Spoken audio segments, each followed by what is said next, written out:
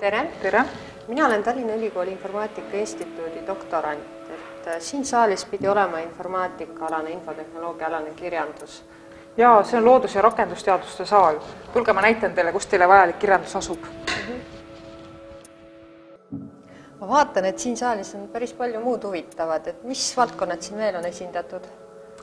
Lisaks informaatikale on siin võimalik tutvuda ka matemaatika, füüsika, keemia, bioloogia, ökoloogia, geograafia ja muude rakendusteaduste valdkondadega. Geograafia valdkonnast on meil näiteks palju reisijuhte. Et kui on kuskile reisile minek, siis sihtkohaga saab siin tutvust teha. Väga põnev, seda ma ei teadnudki. Saab siin ka maakaarte uurida? Jah, meil on nii Eesti maakondade kaarte kui ka muude riikide kaarte. Need asuvad siin spetsiaalses sahtlis. Kas siin saalis on olemas kogu kirjandus, erialane kirjandus, ka teadmeteosed, andmebaasid? Jah, lisaks oma eriala teaduskirjandusele on võimalik siin tutvuda ka erialaste entsüklopeediate, sõnastike ja muu teadmekirjandusega. Siin on ka erialased ajakirjad, need, mis meil paberkandjal käivad. Suur osa teaduslikust infost on meil muidugi andmebaasides. Andmebaasid on väga lihtsasti kättesaadavad nii raamatukogus kui ülikooli arvutites kui ka kodus. Kui soovite kodus andmebaasidest infot otsida, siis selleks on vajalik Tallinna Ülikooli kasutajakonto paroolide olemasolu. Need on need, mis on e-posti ja õisi vaatamiseks. Just need samad. Nendega on võimalik kõikidesse meie andmebaasidesse sisse logida ja samuti kasutada ka muid võimalusi, näiteks Refuox viitehaldustarkvara. Mis tarkvara see on? See on siis kasulik, kui te kirjutate oma lõputööd või artiklit ja viidete haldamine ja korrastamine kasvab teil üle pea. See tundub küll vajalik. Kas te teete ka koolitusi selle tarkvara kasutamise kohta? Soovi korral teeme muidugi. Andmebaaside kasutamise koolitused toimuvad meil regulaarselt, iga kuu 3. kolmapäeval. Samuti oleme loonud mitmeid interaktiivseid juhendeid nii andmebaaside kasutamise kohta kui ka Refuoxi tutvustamiseks. Aga kust neid leiab? Raamatukogu kodulehelt.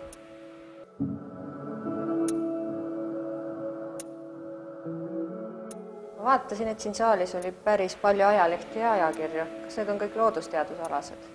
Selles saalis on meil eestikeelse perioodika kogu, mis on kättesaadav avariiulitel. Väljas on jooksva aasta 2 viimase kuu ajalehed. Seal on ka maakondade ajalehti. Muide, ka välismaal ilmunud ajalehti on võimalik raamatukogus lugeda. Seda siis ajalehtede andmebaasi Press Display kaudu. Väga põnev. Aga kas siin saab lugeda siis kõiki Eesti ajakirju? Jah, ma arvan peaaegu kõiki. Meil on kokku 100 nimetust Eestis välja antud ajakirju. Ja väljas avariiulil on 3 viimase aastakäigu numbrid. Aga kas neid ajalehti ja ajakirju saab ka koju laenutada? Ajalehti me koju ei laenuta. Ajakirjade puhul sõltub ajakirjast.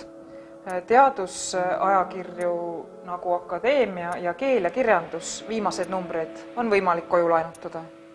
Üldreegel on, et koju saab pigem vanemaid numbreid, mis avariiulil väljas ei ole.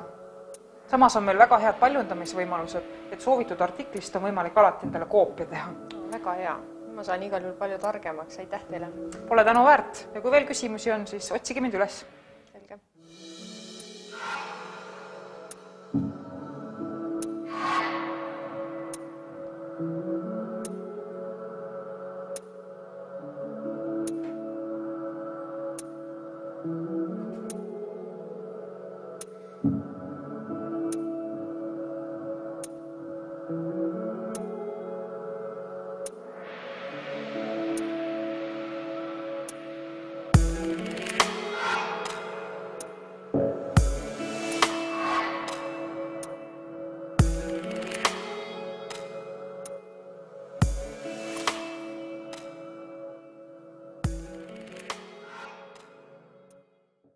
Need ma sooviks siis laenutada.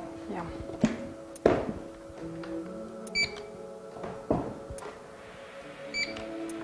Tahtsin veel küsida, kas teil on olemas ka eraldi ruumid töötamiseks, et doktorandina vajan ma vahest sellist privaatset ruumi, vaikset ruumi, kus saaks näiteks artikleid kirjutada?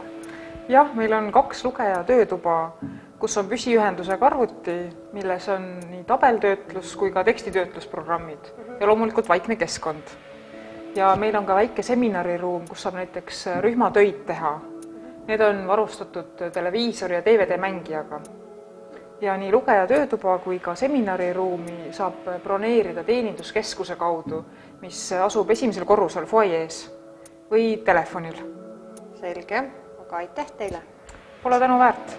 Ja võib-olla teid huvitab 1. korrusel meditsiiniinfokeskuses on meil huvitav näitus Tervishoiumuuseumi eksponaatidest. See tundub küll põnev. Kindlasti lähen uurin. Aitäh, nägemist! Nägemist!